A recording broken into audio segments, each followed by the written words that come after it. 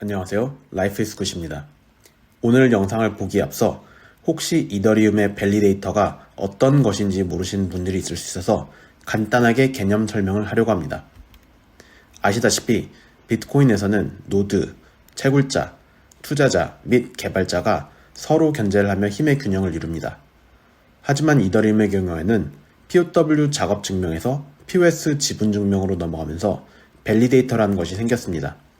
밸리데이터는 거래를 검증하고 전파한 노드와 거래를 블록해놓고 채굴한 채굴자가 합쳐진 것이라고 생각하시면 됩니다.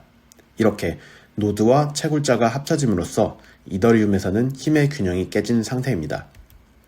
밸리데이터가 되기 위해서는 최소 32개의 이더리움을 스테이킹해야 합니다. 하지만 32개 이상의 이더리움을 들고 있는 개인은 많지 않기에 대부분 거래소 등에 맡겨서 스테이킹을 하였습니다. 그에 따라 보신 바와 같이 굉장히 중앙화가 심해졌고 관련하여 큰 우려를 받고 있습니다. 그러면 이제 영상을 보도록 하겠습니다.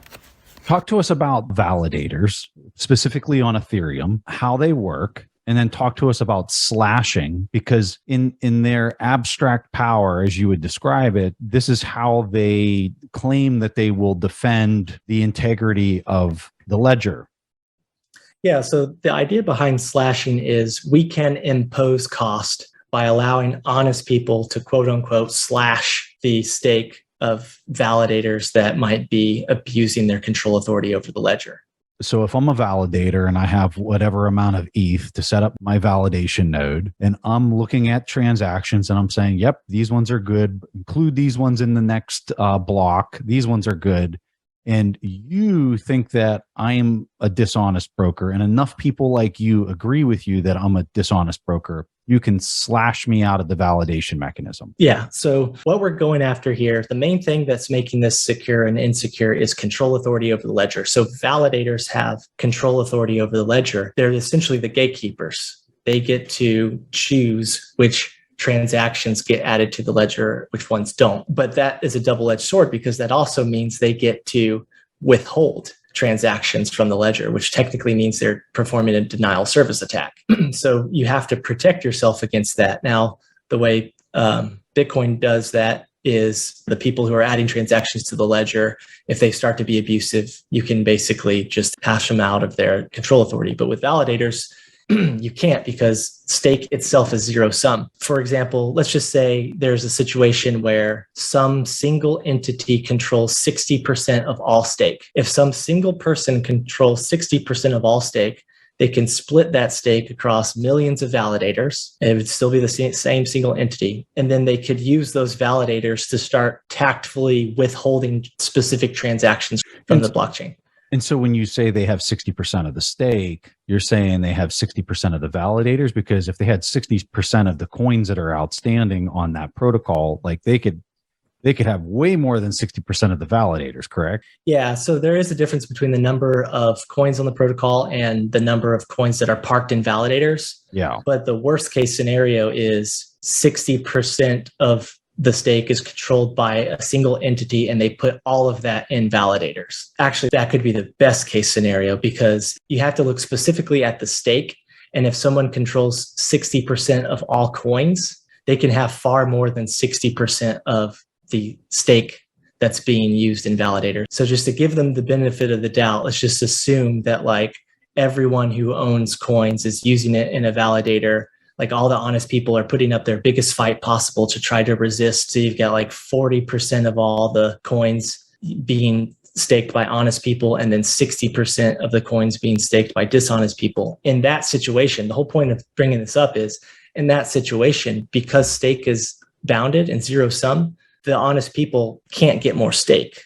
They can't like simply regain control authority over the ledger by adding more stake, because it's a zero sum amount. This isn't a problem in proof of work. If you only have 40% of the hash, if honest people only have 40% of the hash, there's no limit to how much hash they can add back into the system. There's no limit to how much computing resources they can get and electricity they can get. But in stake, you're stuck. So to try to... And let's frame this real fast. In a world where you have runaway fiat printing that has no production cost whatsoever, and nation states that could print, buy coins off the protocol and then start staking them, right? there's arguably an incentive to act this way to control which transactions are being included, not included, stuck in the mempool. I mean, at that point, you can do whatever you want. Yeah, so there's nothing physically preventing you from just printing all the money to buy all the stake to gain the control authority over the ledger. That's one of the dangers of coupling control authority over the ledger to something that doesn't physically exist. That has no tie to physical reality. So an easy way to think of it is, remember, all objects in software, there is no spoon. So stake does not physically exist. That means it's like physically impossible for it to be verifiably decentralized because it's not a real thing. So no one can prove that stake isn't already centralized. Right. You just have to trust that it isn't. And then if it is, and then people start to abuse the control authority that they have by virtue of having majority stake, then that's where slashing will supposedly help the honest people, because, okay, the honest people can slash the stake of the people that are using it to attack the network or censor transactions or do whatever bad things they can do with the control authority that they have. And then you get into the whole argument discussion of what's considered honest and who are we talking about how they view what is honest. Right? Exactly. Look at the world today. It's a perfect example of that exact point is, are you in this camp or that camp? Well, who's right and who's wrong? Well, the people in your family, you could probably split them right down the middle of what they believe in, and both of them think that they're right. So yeah. There's three main critical problems with the idea of slashing that I see just as a military adversarial thinker. First of all, how would you even attribute an attack? So like if someone has 50% of all Ethereum and they're staking all of it, right? And so like the majority of staked Ethereum is controlled by one person. Because it's not a physically real thing, they can trivially divide that stake across millions of validators, and then they could pick which validators they want to use to start tactfully withholding transactions from specific targets. Okay, so they call this censoring, but it's just withholding valid transaction requests from the blockchain. And you could do that, and you could do that across validators. Okay, so how do honest people identify that the attack is even occurring if it's happening across millions of different validators controlled by a single entity? That's really difficult to do. Impossible to do? It's I don't know, but like it may be. What I do know is that it is physically impossible to verify that stake isn't centralized. Yes. So it's going to be really hard to make the claim that there is a 51% attack occurring if it's already physically impossible to verify that it's not or is centralized in the first place. Mm-hmm. Okay, so that's assumption number one, that you can even have attributability. And I don't know how that could happen. Like, I can't reasonably figure out how people are going to come to consensus about that. Because, like, if you look at how Vitalik subscribes it is, if beyond a reasonable doubt that we have identified that an attack is occurring, then we could slash. It's like, okay, well, how are you going to achieve beyond a reasonable doubt? Because I don't know how you would do that. Any self-respecting attacker isn't going to put all their stake in one validator. I don't even think they can, because I think it's like limited. Okay, so that's problem number one. Problem number two, this gets to your point, which is you're assuming that people will think that the censoring is bad. That almost never happens in actual sanction on financial systems. Canada being a great example. When they started sanctioning or denial of service attacking Canadian truckers, a lot of people didn't think that was a bad thing. Mm-hmm. Okay. So how are you going to achieve consensus from the majority of the people that they should even slash someone if there is some theological or philosophical or ideological reason why they are abusing their at the end validators? Of the day, you have to, everybody on the planet has to agree with the idea that if you and I want to transact, if I want to transmit some type of value to you, I should have the right to be able to do that. Right. Regardless of what anybody else in the world thinks. Yeah. Right. And what are the chances that everyone's going to believe that, especially when only select few people who might be easy to perceive as bad are the ones being denial of service attacked? Yeah. You see all it with Canada, and then obviously you see it with the sanctions against Russia. Most people, like a lot of people, think that it's good that we are denial of service attacking or 51% attacking Russia and censoring their transactions off SWIFT for ideological reasons.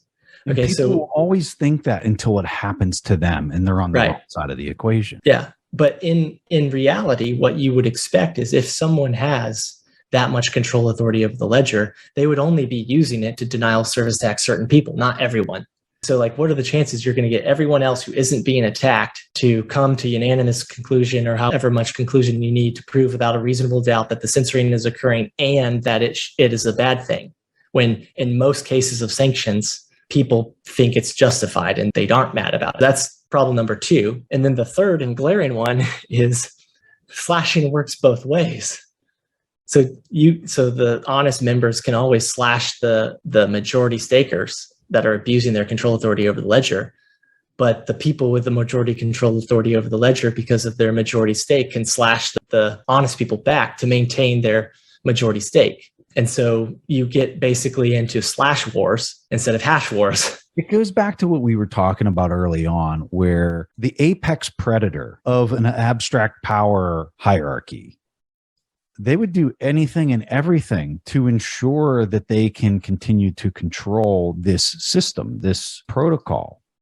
But for the people that are at the bottom of this protocol or this social order, if you will, they don't have the incentive for it to be kept in place because they're the victim of this environment that they have to operate within. It's worth just repeating, like we've created over the last 5,000 years, we have used symbolic language to formally codify abstract power hierarchies where rank is ostensibly decentralized across senates or voting systems, right? Where we hire something like 500 representatives of rank and we use voting systems and we trust in them to represent us.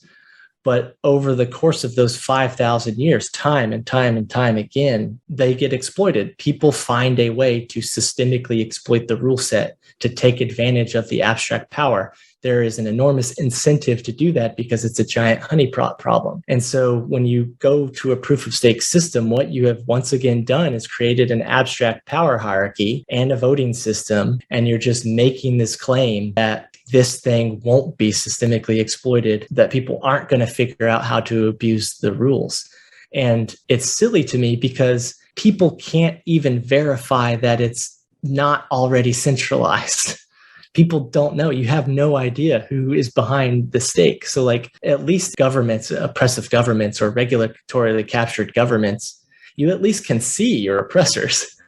In stake, they're anonymous and you have no idea what's behind these people. So it seems to be extremely systemically insecure. But even if you don't believe that, it is 100% irrational to make the argument that a system based on something abstract, which doesn't physically exist, can have the same complex emergent behavior of system security as a system that uses something that is physically real, like power. Like you can't reasonably make the argument that they will have the same emergent properties because they are very physically and systemically completely different systems. I want to play a clip as we're talking about how the apex predators have an incentive to keep these systems in place. This is a clip. I'm going to play it and I'm not going to tell you what it is. And then I want to capture your thoughts after we're done playing it. This is an apex predator of the existing proof of stake system. Here it comes. Mr. Diamond, if I can ask you one other question, I'd like to ask about another topic that I've been very focused on, which is the rapid development of digital assets and related financial technology.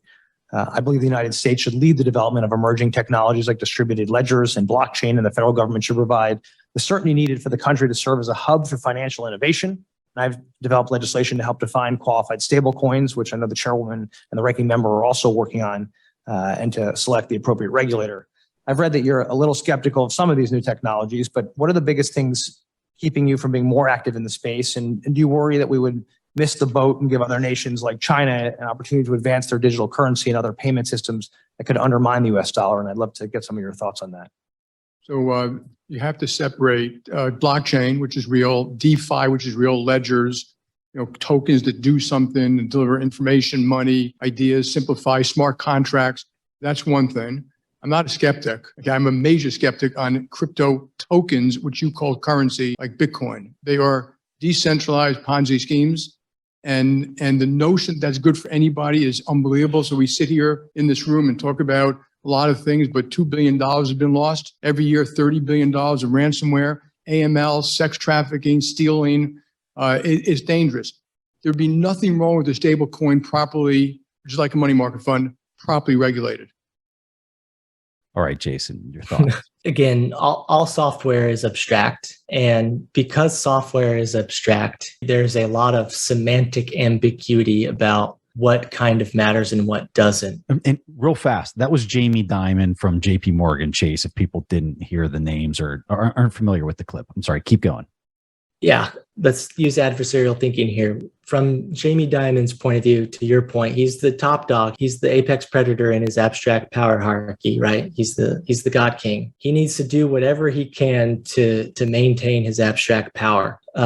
Because software is so semantically ambiguous and because it's all abstract, what a common tactic, and you see this with like the crypto world, is you pick something random and you say that's the innovation.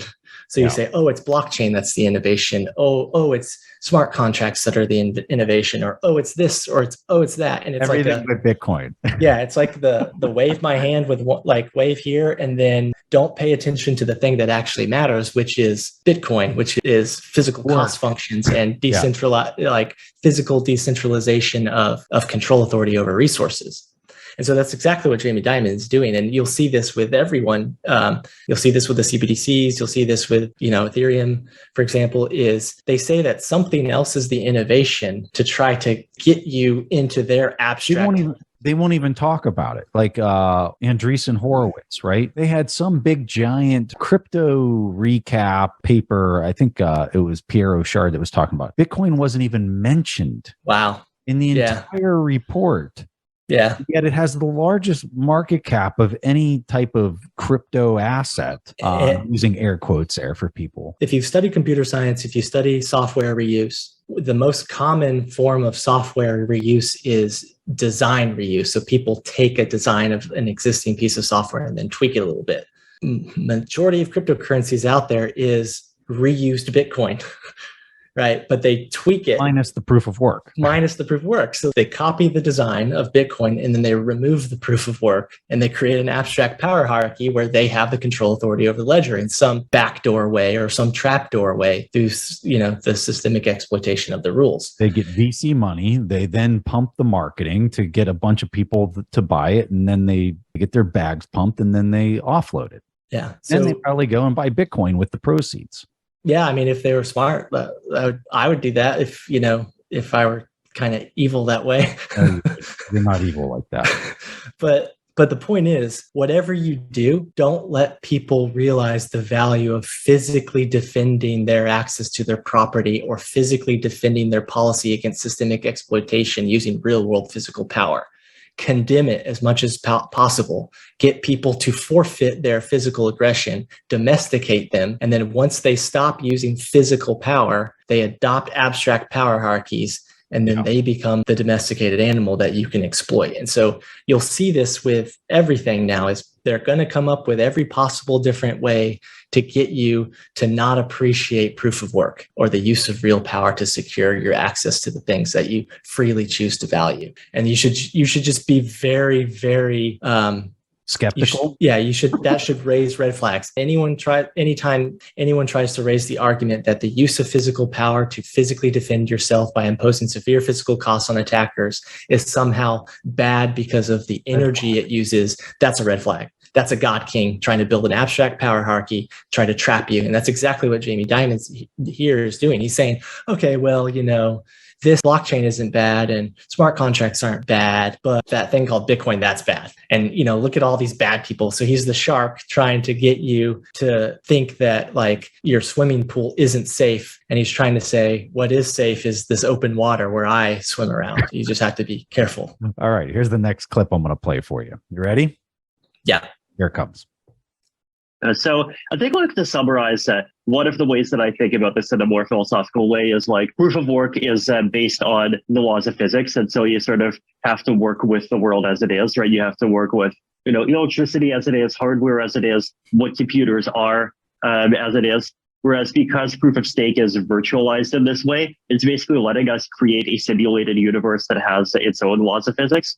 And that just gives the us as protocol developers a lot more freedom to optimize the system around actually having all of the different security properties that we want, right? And that we want. If we want it, this is a particular security guarantee, and then like often there is a way to modify the proof of stake mechanism to also achieve it. So it's just much more flexible, and it shows through in the efficiency and the security of the network. Way more flexible, Jason, to give us the security that we desire. Yeah, I study system security of software intensive systems at MIT. For whatever reason, I find that interesting. And so I took as many graduate classes as I can on that.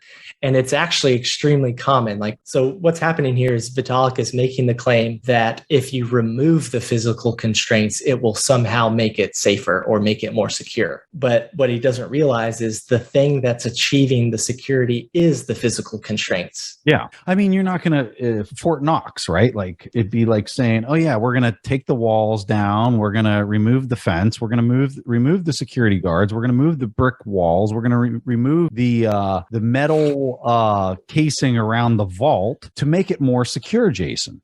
Yeah, but this isn't just true for this scenario. We've studied, at least in my graduate classes, so many different fields make the same mistake. Aviation has made this mistake multiple times. What do you mean? Where you replace like a physical interlock or like a physical impediment with something digital or with a piece of software. Yeah. And then you end up inadvertently removing the physical constraint that was actually keeping that thing safe. And then the rocket blows up or the airplane blows up or the Boeing 737 dive bombs.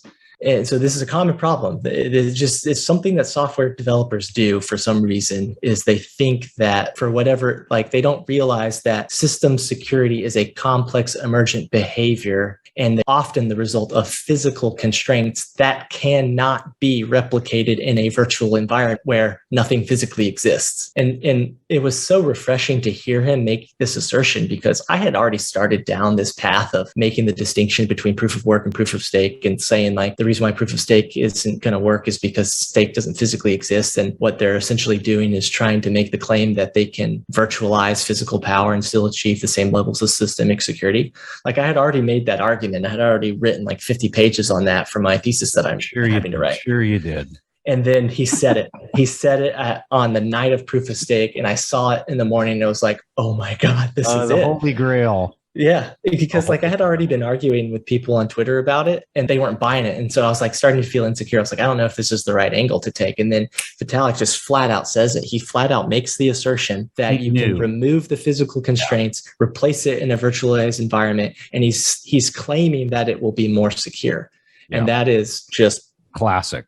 God King abstract power building 101 right there, is convince people that to forfeit their physical power and the physical constraints protecting them.